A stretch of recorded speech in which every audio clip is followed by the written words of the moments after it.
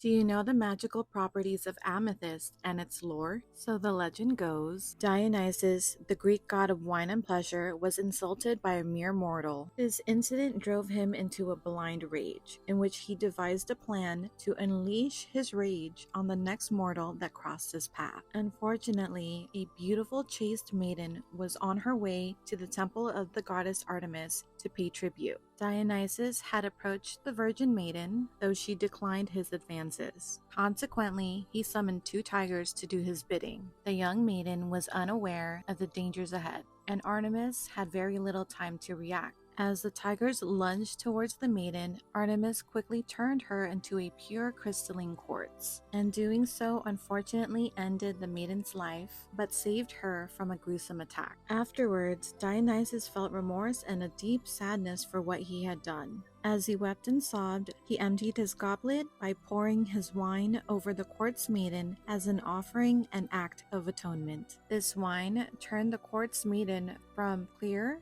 to an enchanting hue of purple that we love today. Another version of this tale states that Dionysus wept tears of blood-red wine that stained the quartz maiden. In a different version, the young maiden's name was Amethyst, and the incident lent her name to the beautiful stone. The Greek word amethystos means not intoxicating, and thus it was believed that amethyst provided protection against the intoxicating powers of Dionysus and inebriation. Regardless of the lore, amethyst is deeply rooted in many ancient civilizations. Amethyst amulets and jewelry that date as far back to 3000 BCE were discovered in Egypt. A beautiful amethyst scarab bracelet was found in King Tutankhamun's tomb. The ancient Egyptians used amethyst in prayer and protection from harm. The color purple was often associated with royalty due to the expensive process of creating purple dye. On the contrary, the popular opinion, in which some structured religions demonize the use of crystals outside of aesthetic purposes, conveniently failed to remember the significance of gemstones noted in the Bible. If you know the Old Testament very well, particularly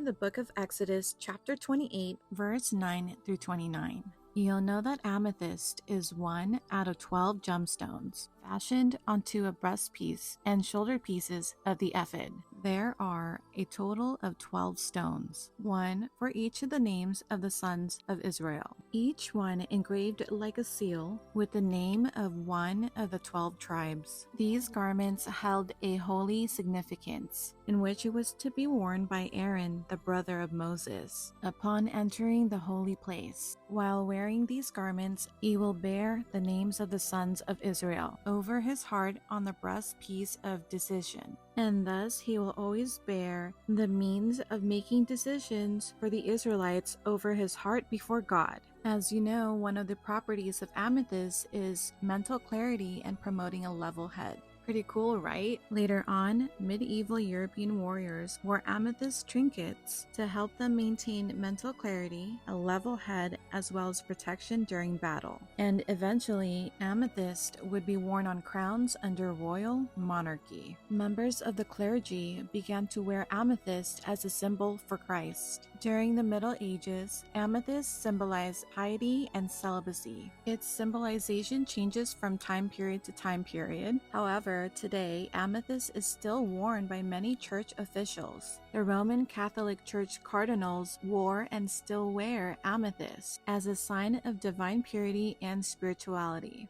The color purple also remains the signature color of ceremonial robes. The Roman Catholic bishops still wear their episcopal rings traditionally set with amethyst. This ring is also called the bishop's ring. Alrighty, that's enough history on amethyst. There's still so much information I didn't cover because amethyst is such an integral part of history. Amethyst is the birthstone for the month of February.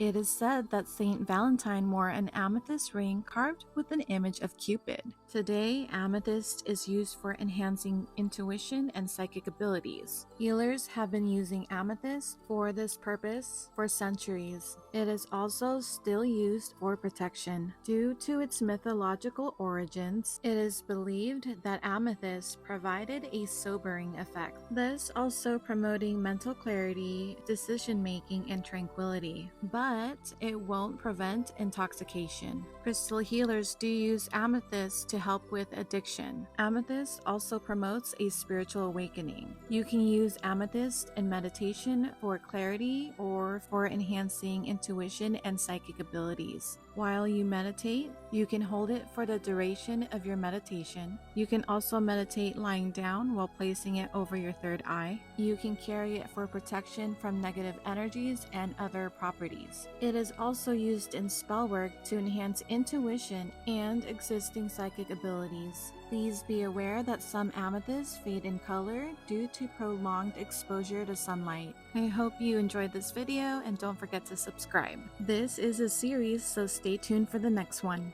And if you haven't seen my herbal magic series, I highly encourage you to check it out. All the products shown in this video is available in my Etsy shop.